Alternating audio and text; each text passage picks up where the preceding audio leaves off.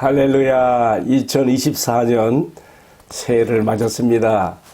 새해 복 많이 받으시기를 우리 주님의 은혜 많이 받게 되기를 축복합니다. 오늘 함께 나누는 말씀은 잠언 30장 15절에서 33절인데요. 제가 몇 구절만 봉독하여 함께 나누려고 합니다. 먼저 잠언 30장 15절.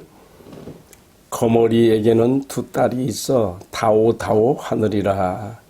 족한 줄을 알지 못하여 족하다 하지 아니하는 것 서너시 있나니 곧 수월과 아이 베지 못하는 태와 물로 채울 수 없는 땅과 족하다 하지 아니하는 불이니라. 자, 오늘 또 마지막 말씀 29절 봉독합니다. 잘 걸으며 위풍 있게 다니는 것 서너시 있나니 곧 짐승 중에 가장 강하여 아무 짐승 앞에서도 물러가지 아니하는 뭐예요? 사자. 그리고 사냥개와 순념소와 및 당할 수 없는 왕이니라. 네, 오늘 제가 큰 새덩어리의 떡의 말씀을 함께 새해 첫날의 말씀으로 나누려고 합니다. 금년이 2024년 갑진년, 보통 용회해인데도 또 앞에 또 푸른 용, 청용회해라고 그렇게 이름이 붙어 있어요. 근데 우리가 성경적 의미로서 용은 좋지 않습니다. 요한계시록 20장 1절로 3절까지 말씀해 보게 되면 이렇게 써 있어요. 또 내가 몸에 천사가 무저갱의 열쇠와 큰 쇠사슬을 그 손에 가지고 하늘로부터 내려와서 용을 잡으니 이 용의 정체가 뭐냐? 곧 뱀이요 사단이요 마귀라 그랬거든요. 그래서 이 용을 잡아서 무저갱에 던져놓고 잠그고 그 위에 임봉하여 천년이 차기까지 이 만국 다시는 만국을 미워하지 못하게 이렇게 한다고 돼 있거든요. 우리 2024년 용의 해인데 용을 우리가 이 불신자들은 용을 칭송하잖아요. 우리는 그게 아니에요. 주 예수의 복음으로 주 예수의 권세와 이름으로 용을 밟고 우리가 주 예수 이름으로 승리하는 그런 해가 되어야 되겠죠. 제가 좀 역설적으로 설명을 했습니다.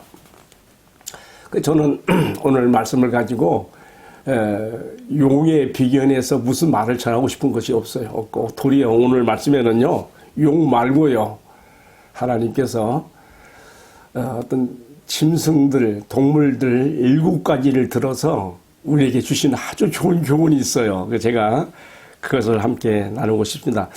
24절부터 29절에 나와 있는 7가지 동물에 대한 이야기를 통해서 교훈을 받고자 하는데 그보다 먼저 우리가 기본적으로 받을 교훈이 있어요. 15절부터 16절까지 보게 되면요.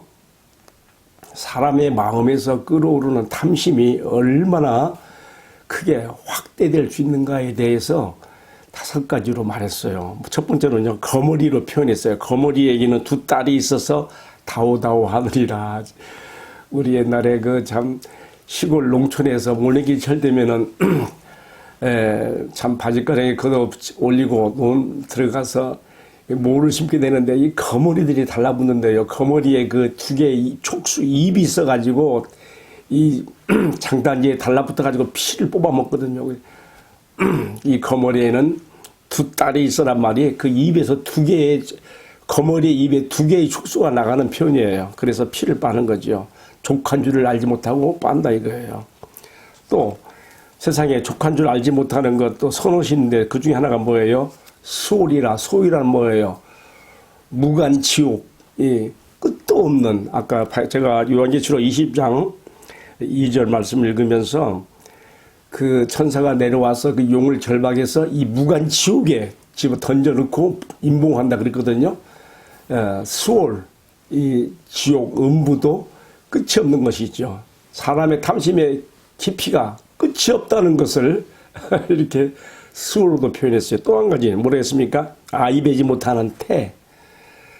요즘에는 뭐 참 결혼하고서도 전혀 안 나는 가정들이 많습니다만은 이 고대 사회에서는요 아이를 갖지 못하면 되게 큰 정말 고통이고 불명이고 그래가지고 아이 베지 못하는 태를 가진 여인들이 불임 여성들이 얼마나 아이를 갖고 싶어해서 바로 거기다 비유했어요. 사람의 그 마음에서 나오는 그 탐심, 탐욕이 얼마나 깊이 있는가. 불임유성이 자기 태중의 아이를 갖고 싶어하는 것 이상으로 그렇게 되는 것이죠. 뿐만 아니라 물로 채울 수 없는 땅이라 그랬어요. 땅에다 물을 부어보세요. 한 장 없어요. 마찬가지로 사람의 마음에서 나오는 탐심이라는 것이 이렇게 끝도 없다는 것을 이렇게 표현했습니다. 탐심의 위험성을 말하는 거지요. 결국은 이 탐욕이 욕심이 잉태하여 죄를 낳고 죄가 강성한 즉 사망을 이룬다고 했는데 왜 오늘 이 잠언 30장 15, 16절에서 이 말씀이 나와 있을까요? 주님께서는 우리에게 너희가 삼가 탐심을 물리쳐야 된다 하는 그런 교훈으로 말씀을 주시는 것입니다. 누가복음 12장 10절에 나오죠. 삼가 탐심을 물리쳐라. 사람의 생명, 사람의 행복이 물질의 소유에 많고 적음에 있는 것이 아니라 그랬어요. 여러분 이 말씀을 꼭 기억하십시다. 탐심은 끝이 없는 것입니다. 오늘 주님께서 나에게 일용할 것 주신 것으로 감사하고 족하며 내가 물질을 의지하기보다 주님을 의지함으로 2024년 광야 같은 세상에서 매일매일 광야에서 만나를 내려주시고 메추라기를 내려주시며 그 옷이 혀지지 않게 하시고 신발이 터지지 않게 만들어주신 하나님의 보호하심의 역사가 이 말씀을 시청하는 성도님들과 함께하기를 축복합니다. 또 잠언 28절 16절에는 탐욕을 멀리하는 자는 장수하리라 그랬어요. 이 탐욕 때문에 사람의 명대로 못 살고 죽는다는 거거든요. 여러분 탐욕을 멀리하고 우리가 주님 앞에서 자족하는 마음으로 살아갈 수 있기를 2024년은 그런 해가 되기를 축복합니다. 자, 이어서 나가는 말씀은요. 제가 아까 설명드린 것처럼 주님께서 보잘것없는 연약한 연체 동물을 통해서도 주시는 교훈이 있고요. 또 사자와 같은 그런 동물들을 통해 주시는 교훈이 있어요. 먼저 24절부터 28절까지 말씀 보게 되면 여기에 네 가지 동물이 나와요. 제가 한번 읽어볼게요. 땅에 작고도 가장 지혜로운 것 넷이 있나니 네 가지 동물이 첫 번째로는 25절에 곧 힘이 없는 종류지만 먹을 것을 여름에 준비하는 개미예요. 또 약한 종류로 돼 집을 바위 사이에 짓는 사반. 사반은 우리 시대로 말 오소리라고 볼 수 있어요. 오소리. 예. 아주 그냥 착같이 절벽 바위 틈에 집을 짓고 강자의 동물들에게 잡히지 않는 오소리. 그 다음에 27절에 임금이 없지만 때를 지어서 나아가는 메뚜기. 예. 따로 뭐 지도자가 없지만은 단결심을 가지고 이렇게 나간다는 것이죠. 메뚜기들이. 또 한 가지 28절에 손에 잡힐만 한데 잡히지 않는 그리고 왕궁에까지도 들어가는 뭐예요? 보마뱀이 있는 거예요. 자, 하나님께서 2024년 새해를 맞으면서 우리에게 이렇게 네 가지 동물을 통해서 주시는 요인을 살펴보십시오. 첫 번째로 개미라 그랬습니다. 개미라는 것은 특별히 우리가 무엇을 연상하게 됩니까? 개미는 준비성, 정말 밟힐 수밖에 없는 약한 동물이지만 하나님이 주신 그런 본능을 따라서 그 먹을 것들을 미리 여름에 준비하는 개미란 말이죠. 그 다음에 두 번째로는요, 아까 설명드렸죠. 약한 동물이지만 집을 바위 사이에 짓는 오소리, 사반을 또 말하고 있습니다. 또 세 번째는요, 자신들을 이끌어가는 지도자, 임금이 없어도 때를 지어서 나가는 메뚜기 떼. 다 연체동물을 짓고 또 연약한 동물들만 이야기하고 있어요. 그리고 손에 잡힐만 하지만 잡히지 않고 심지어는 왕궁에까지 들어가 있는 도마뱀. 여러분 이것이 왜 이런 말씀이 여기 써 있을까요? 우리 생각해야 돼요. 왜 하나님께서 이렇게 보잘것없고 약한 이런 동물들을 통해서 연체동물을 통해서 우리에게 말씀하실까요?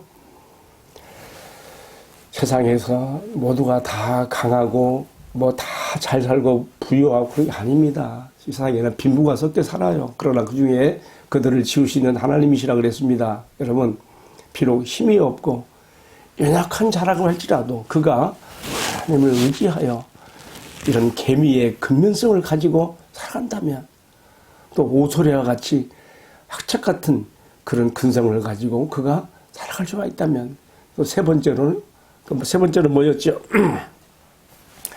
때를 지어서 나가는 메뚜기 떼와 같이 가족 간에 똘똘똘 단절심을 가지고 뭉쳐서 나간다면 반드시 살 길이 있다는 것이죠. 또 한 가지는 뭐였어요? 도마뱀. 여러분, 도마뱀 잡을 수 있겠어요? 못 잡아요. 얼마나 재빠르고 본능적인지요. 이게 다 뭘 말하겠습니까? 비록 힘이 없고 연약한 자라 할지라도 하나님 앞에서 그가 하나님께서 주시는 그런 그 믿음을 가지고 그가 정말 재빠르고 재치 있게 정말 그 포기하지 않는 마음으로 나간다면 하나님께서 반드시 이런 약한 연체 동물들처럼 약한 동물들처럼 그런 그 내 유상이 그렇다 할지라도 반드시 살 길을 열어주신다는 것입니다. 여러분 이 믿음 꼭 붙잡고 2024년 이 새해에 자신의 약함을 무능을 탓하지 말고 우리 찬송에도 그런 거 있습니까? 약할 때 강함 대신 우리의 강함 대신은 주님을 의지하여 힘차게 살아갈 수 있기를 축복합니다. 마지막으로 한 가지 더 말씀을 드리겠어요. 29절부터 31절까지는 이번에는 세 가지 동물을 들어서 말하고 있어요. 첫 번째가 뭐냐면요. 이 세 가지가 다 뭘 말하고 있는가 하면요. 잘 걸으며 위풍이 있게 다니는 것 선엇이 있다 그랬어요. 첫 번째가 뭐라 했는가 하면은 가장 강하여 어떤 짐승 앞에서도 물러가지 않는 사자다. 사자의 용맹. 그래서 뭐 영국이나 이 서구, 이 유럽의 그 왕들이요. 자기 자신들을 사자왕이라고 그렇게 칭하기를 좋아했는데 이 사자의 그 위풍당당함, 절대 물러서지 않는 그 강함, 담대함, 그것을 가져야 된다는 것이죠. 특별히 이 말씀은요, 지금 하나님께서 세우시는 어떤 공동체의 지도자가 되는 사람들, 이러한 물러서지 않는 당당함, 담대함, 용맹, 이게 있어야 된다고 말씀하는 것입니다. 또 한 가지는 뭐였습니까? 사냥개라 그래서 사냥개. 여러분 사냥개가 어때요? 주인 앞에 앞서가면서 어떻게 해요? 그 주인이 시키면 쏜사같이 달려가가지고 임무를 완수하고 사냥개의 특징은 앞서 설수수범해서 앞서 나가는데 라는 의미가 있습니다. 그리고 또 한 가지 뭐가 나왔습니까? 수염소가 나왔어요. 수염소. 여러분 수염소 특징은 뭐냐면요. 자신의 그 무리를 선두에서 보호하는 그런 역할을 합니다. 이 수염소가요, 뿔이 길게 나 있는 수염소가 자기의 그 속한 무리를 보호하고 돌보기 위해서 그렇게 탁 언덕에 우뚝 서서 바라보는 그런 모습을 보면요. 참, 지금 이 잠언의자는 거기에서도 그 지도자상, 참 지도자상이 뭐냐. 자기가 속한 공동체를 돌보고 책임지는 그래서 정말 그 수염새 기상을 가진 그런 자세가 있어야 된다고 말하는 것이 아니겠습니까? 오늘 제가 새해 2024년 들어서 비록 용해지만은 용해에 대한 제가 말씀은 나누지 않고요. 하나님께서 우리에게 교훈하시는 7가지 동물의 이야기를 통해서 제가 함께 은혜를 나눴습니다. 다시 한번 정리해 볼까요? 개미의 근면성, 그리고 오소리, 사반의 그 악착 같은 그 집착성, 그다음에 메뚜기의 단결성, 그리고 재치 있고 재빠른 도마뱀, 이런 그 약한 동물들의 기질이 자신들을 살게 하는 그것이 오늘 우리에게도 있어서 우리가 뱀같이 뱀보다도 지혜롭고 뱀은 사산막이거든요. 사산막이보다 한 수 위에서 놀아야 돼요.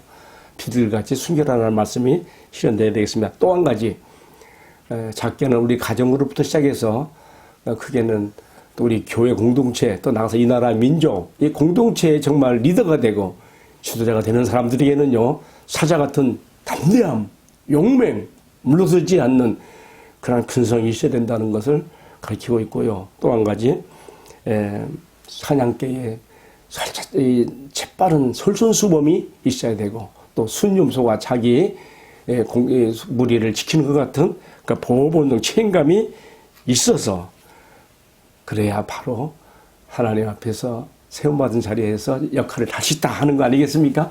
오늘 2024년 시작하면서 제가 7가지 연체동물 또는 동물의 그 이야기를 통해서 우리가 이 한 해를 어떻게 살아갈 것인가 함께 말씀을 나눴습니다. 기도하겠습니다.